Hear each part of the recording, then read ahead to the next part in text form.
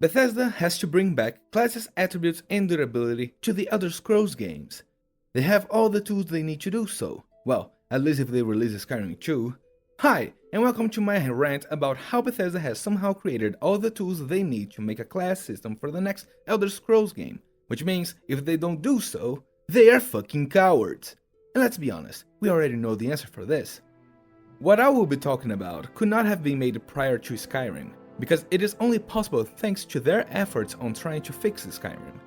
First of all, attributes. Skyrim lost way too much with no attributes. Increasing carry capacity requires enchantments or increasing your stamina, because it is not possible to increase your strength. Weapons don't get more damage with more stamina, like it would happen if the strength attribute existed. No, they only allow you to do more power attacks, which indirectly is more damage, but it's not the same thing. Wants more magicka to cast spells? Increase your magicka directly, without increasing your intelligence, which could make casting stronger if it existed, like reducing magicka cost. Because it only makes sense, if you're more intelligent, you should be better at casting magic. Want to walk faster? Well, too bad. You can sprint consuming stamina, but if you want to walk faster, be a damn Thalmor because the speed is dictated by height. But don't worry, you won't see enemies paralyzing you, so no need to have a willpower stat. However, if you do want to paralyze enemies, well, it will take a while, but when you do get the spell, or a free staff of paralyze located in a very specific cave with witches that can be found on the road from Whiterun to Riften, you can paralyze anyone and they can't resist it. However, still, if you are using a weapon with the enchantment for paralyze, unfortunately, it only works for a quarter of the time, making it absolutely fucking useless. And the game doesn't tell you that, because Skyrim just cannot actually tell the player what does what. Anyway, attributes are great, they allow deeper experiences in games.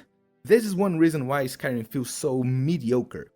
They stripped the game of complexity. I would love them to go back to Morrowind style gameplay.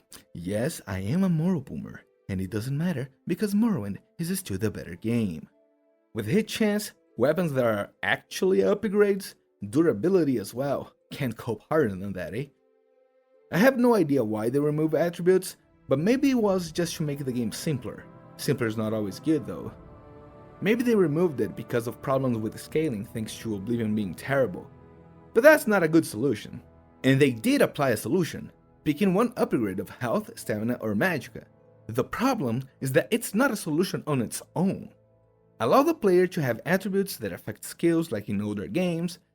Then when the player levels up, they can increase them with bonuses for the attributes that governs the skills they use the most, but also give the player the option of increasing their health, magicka, or stamina.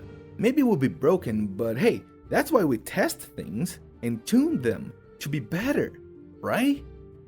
I think on Morrowind, even plus 2 points of health every level would be pretty helpful. And if endurance isn't retroactive, like Oblivion is, fucking lazy solution, lamau, the player doesn't even have to increase their health with this level up bonus, because they can focus on increasing their endurance instead, for higher HP gains. Wow, having options sounds great. What doesn't sound great is this recording, but it's okay. I guess midway through this I should mention that I ain't coping. I do not expect anything from the Elder Scrolls 6. I doubt they will even release it on this decade, or in this decade. I hate these ins and ons and ads, dude. Now, about the class system. I'm not completely sure why they removed it, but I do believe it has something to do with perks and trying to allow players to level up more. The class system helps define the character for role-playing, but previous games also limit how much the player can level up with its major and minor skills. So while technically possible to reach level 50 and higher in Morrowind, it requires a lot of time or knowing what to do. But there isn't really a need to reach such a high level in Morrowind. But in Skyrim, because of perks, the developers are gating a lot of skill progression behind levels. The player needs levels because each level they get an extra perk. There's an easy fix for this, and it comes from Oblivion actually. Automatic perks. And I don't mean all the perks should be gained by the player automatically, but some sure would benefit the player a lot. You know the perks that increase effectiveness by 20% or something? And you can put up to 5 perks on them, like Armsman, Enchanter. Make those perks automatically unlock when the player reaches the skill level required, and you cut like 50 perks the player requires on Skyrim alone. In other words, 50 levels the player does not need to get. Give the spine of perks for the schools of magic, and lockpicking for free too. There's no point on requiring the player to unlock those. That way, the devs can even increase the amount of optional perks for the player. I mean, magic kinda sucks. There could be some extra perks that do actually something, instead of those useless perks that only trigger on low HP enemies. Hell, we could even have more perks to increase elemental damage, although, to be fair, I think it is better to just increase the effect of the existing ones instead. Or, give extra damage based on skill level, just like you do with other skills. Also, if skill level affected more than just one aspect of the skill, it would be cool. Schools of magic get both bonuses of effectiveness and cost reduction. Melee skills get lower stamina usage for attacks. Oh wait, basic attacks don't use stamina in Skyrim. They could though. I mean, it would make sense, right? You get tired of swinging at 25 kilos things left and right, so having the attack draining stamina makes sense, and being able to reduce the consumption would be beneficial. One problem that arose from the perk system is not being able to refund perks, so they made a legendary system, which is an awful system for refunding perks. Later still, in Dragonborn, they made another system to refund perks, but that is also terrible.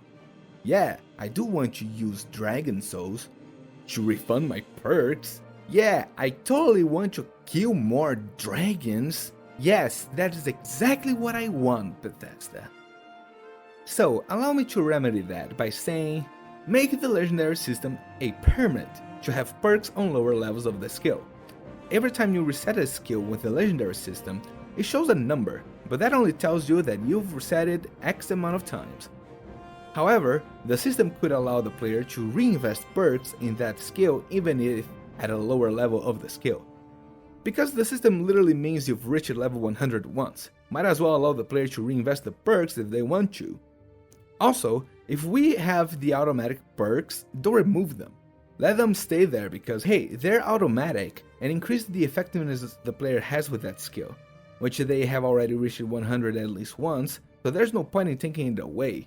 Hell, you could even use the system to increase even more the effectiveness of the player by having it act as a multiplier. That 25% extra damage with weapons the player gets just with skill level, now it can turn to 50, 75, 100% and so on. And by allowing players to reset but not lose their bonuses and actually get even more bonuses this way, there's no need to allow all skills to level up the player. That way, skills like lockpicking, barter, enchantment, and whatever won't affect the combat so much as it does now. That even allows for players to level up indefinitely if they want to, which I don't know why they would want that, but hey, whatever, right? It's the player's choice if they do something or not, but if the player doesn't have options, they don't have choices. Also, I just thought about this, about the multipliers. It would make Magicka, like at one point, depending on how you balance it, after a few multipliers, maybe you would have free casting of magic or on the skill, but it's okay, whatever, everyone already uses free magic anyway. Alright, I think I'm done, but nope, I'm not, because I want to talk about durability too. This was supposed to be a side rant, but it became just as long as a actual part of this, so yeah, let's talk about durability. Durability is an awesome mechanic. It makes players mindful of their equipment, else they are punished for the lack of maintenance. Smithing in Skyrim is awful. One of the reasons is because there's no durability in the game. By allowing players to craft but not repair, Smithy is a grindfest of crafting because the player has to craft just so many goddamn iron dagers for the love of Talos. Obviously, I'm joking, you should make jewelry instead since they updated the skill to consider the item value. But they didn't do that for enchantment. Why? Making enchantment get more experience the higher the soul level the player uses. Sure, the player would just kill guards with a black star in Whiterun or something, but hey, At least it would make sense that the higher the soul value, the more experience are awarded. To be honest, the black star itself is a problem. Anyway, by making so that only crafting and, well, for those who have gold and remember about the mechanic, training with a trainer, the only options for leveling up smithy, it becomes useless as there is no need to have level 100 in smithy after crafting the perfect gear. For weapons, the damage can increase a lot, but there's a hard cap on how much protection the player can get with armor. I kept that is hit at 573 armor or something. That is possible to get with any armor, and I've reached that with orcish armor before at level 50 of smithy or something.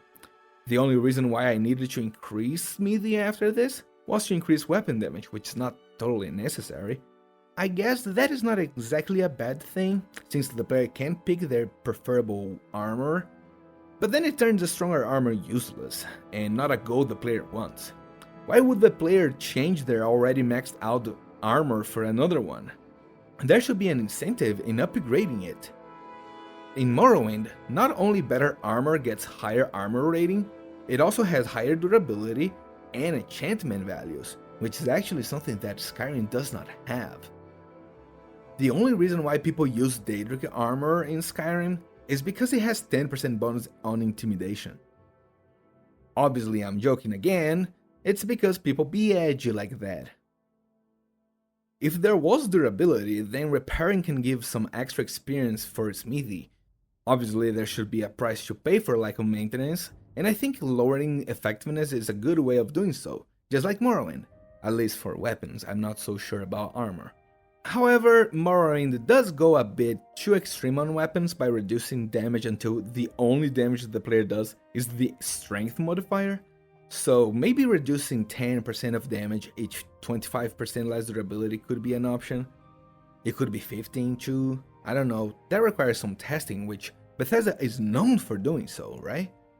I do think that having the weapon or armor destroyed if reaching 0 durability would be a bit extreme, but hey, that could also be kinda cool. I mean, reaching 0 durability might as well have the weapon break anyway, and I'm not totally opposed to that. Maybe the item breaks and requires ores to be repaired. Well, that if it already does not require ores in this hypothetical I propose. Because hey, repairing could require ores too. Depending on how much the damage on durability it is, it could need multiple ores as well. Then the player could add perks that increase ore efficiency when using them to make repairs. You know, a way to make the character better at their craft, instead of just allowing more damage on weapons and doing new shiny armor. Maybe that feels like a waste of a perk, but it would be great to show progression of the character in their craft, which makes sense in a role-playing setting. And obviously, this is ignoring the current available perks for smithy, which could give extra repair efficiency for each material as well. Oh, I was forgetting. Reduced durability also lowers item value in Morrowind, so all those ebony weapons that Draugr drops would need repair first, before players would want to sell them. That also has implication regarding items sold by merchants. The item value could be lower or higher depending on the durability. That could make some items more appealing for the players. Some could skip the item because hey, maybe they don't have the skill to repair it, or even the gold to pay a smithy to do so. Oh yeah, smithies should also be allowed to repair weapons and armor, so that not everyone needs to use smithy for their characters. Some players might buy the items specifically because hey, it's lower value and I can fix it and then sell maybe at a higher value. Or maybe the player does want to buy it so that they can use it. Imagine a random encounter that someone approaches the player trying to sell a stolen weapon, or maybe even any weapon. They say that, oh, this weapon is amazing, it's orcish or dwarven craftsmanship, I'm selling you for 500 gold. And if the player decides to buy it, then it could be revealed that the durability is actually very low, nearing breakpoint. Or maybe a random soldier shows up asking for repairs or something. That could allow us to have those repair hammers again. Also, Oblivion has higher durability perks, which makes no sense, but it is a good idea to implement as well. Then instead of having durability only at a maximum of 100%, the durability could go up to, I don't know, 120%. That would be pretty cool, since it would increase the amount of durability where the weapon has its full strength. If we implement the reduction in damage, like I've mentioned before, there's so many exciting possibilities, and I know it's not happening because they are fucking cowards or something. Well, I guess I shouldn't judge them, but fuck it, I'm judging them. They're cowards.